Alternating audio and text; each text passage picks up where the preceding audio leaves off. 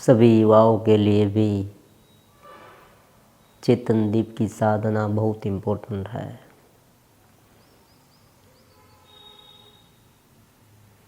ब्रह्मचर्य का पालन कैसे करना है वो आपने बहुत सारी चैनल में देख लिया। आप प्रयास भी बहुत करते हैं, लेकिन कभी कभी नहीं होता, कभी इतना आनंद नहीं मिलता जितना हमें मिलना चाहिए। कभी युवा मायूस हो जाता है, भीतर ही भीतर अपने आप को कोसता रहता है। उसे ऐसा भी लगता है कि मेरे में कोई कमी है। लेकिन आज मैं आपको सब बातें बताने वाला हूँ। अगर आप एक जुड़ाव रखेंगे ज्ञान के साथ, ध्यान के साथ, तो ये जो ब्रह्मचर्य है, ये सफलता है, ये सभी बातें अपने आप में डेवलप होगी। अध्यात्म का यही एक बहुत बड़ा लाभ है। अध्यात्म ये नहीं कि बाहर से दबाव से आप कुछ करें। अध्यात्म का मतलब है आप में एक ऐसी सर्किट डेवलप हो कि आप समझ पाए कि मुझे क्या करना है, क्या नहीं करना है। भीतर एक ऐसा आनंद उत्पन्न हो कि वो जो आनंद है ना, वही आपको लगातार साधना में, मेडिटेशन में और कोई ऐसे कर्म में लगाता रहे। कोई व्यक्ति आपको सिखाए तो आप भूल जाएंगे। दूसरी बात, आपका जो ईगो है वो भी हर्ट होगा। आपको ऐसा लगेगा कि कोई मुझे क्यों सिखाए। मान लीजिए आपके पेरेंट्स है, वो आपको कुछ कहे कि तुम्हें ये करना चाहिए, ये नहीं करना चाहिए, कि तुरंत आप सामने बोल देते हैं कि क्यों नहीं करना चाहिए।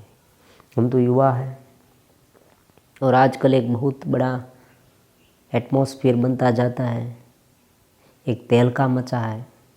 बहुत सारे युवा ऐसा कहते हैं कि भाई हमें जो करना है, मन में आए वो करिए। ऐसी चैनल में भी व्यूज़ बढ़ाने के लिए बहुत सारे युवा जो है, कोई वो अन्य युवाओं को ऐसा कहते हैं कि भाई तुम किसी के गुलाम नहीं हो, आए वो करना चाहिए। कोई व्यक्ति तुम्हें कहे तुम्हारा जीवन तय करे, ये इम्पॉसिबल है, ये होना नहीं चाहिए। तुम्हारा जीवन है, तुम्हें जीना है, कोई तुम्हें क्या कहेगा, ऐसा कह देते हैं। और फिर जो युवा है ना, कच्चे कान का, उसे अभी तक समझ नहीं है सही गलत की, और वो क्या करता है अपने मन में। अब देखो यहाँ मज़े की बात यह है कि अगर हम अपने मन में जो आए उनके मुताबिक करते रहे ना, तो हम डेफिनेटली विषय के पीछे ही भागेंगे। हम यही बात करेंगे, वही बात करेंगे जो हमारा मन इंद्रियों में है, केवल विषय। पूरे दिन मोबाइल देखते रहना, फिल्म देखते रहना, पूरी की पूरी वेब सीरीज़ ख़त्म करना, एक के बाद एक क्लियर करना वेब सीरीज़। दूसरे फ्रेंड्स को पूछता भी है, भाई आज कौन सी वेब सीरीज़ आई नई, उनका कौन सा एपिसोड आया।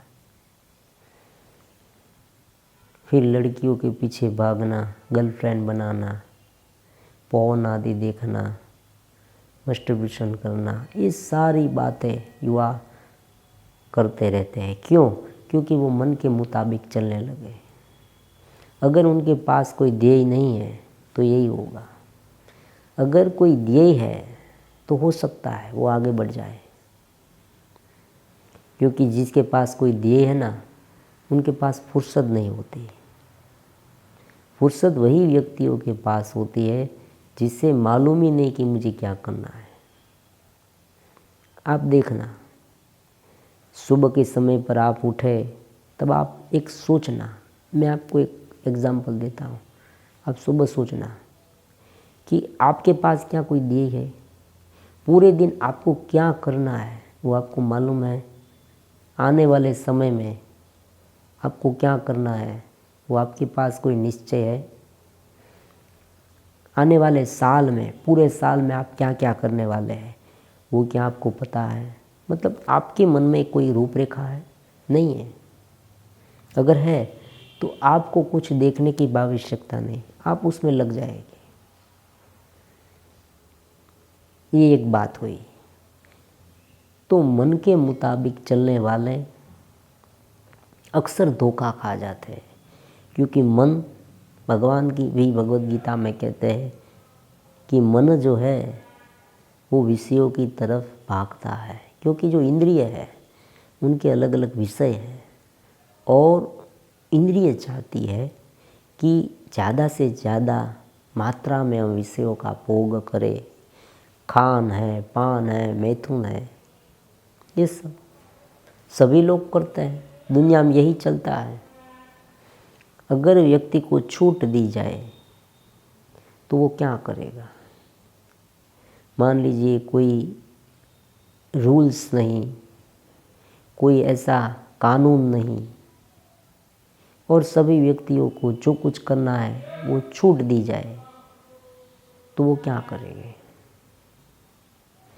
अगर एक बंद कमरे में एक अकेली लड़की है और एक लड़का है, लड़के को छूट दी जाए कि तुम्हें जो करना है वो करो, तो वो क्या करेगा?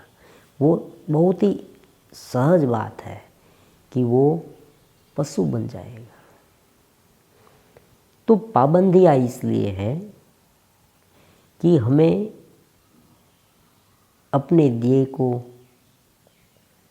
क्या करना है ये हमें पता नहीं, इसलिए पाबंदियाँ है। आप अगर अपने जीवन में कुछ करना चाहते हैं तो शुरुआत में आपको पाबंदियाँ लगानी ही होगी अपने आप में। अगर आप स्वयं लगाते हैं तो बहुत अच्छा, लेकिन अगर आपको पता नहीं तो आपको कोई ऐसा व्यक्ति ढूंढ निकालना है जो आपके जीवन को गाइड करे। आजकल फॉरेन में भी कोच, स्पिरिचुअल कोच होता है, लाइफ कोच होता है, जो हमारे जीवन को गाइड करता है। तो इस कोच की तरह आपको हमसे जुड़ना है।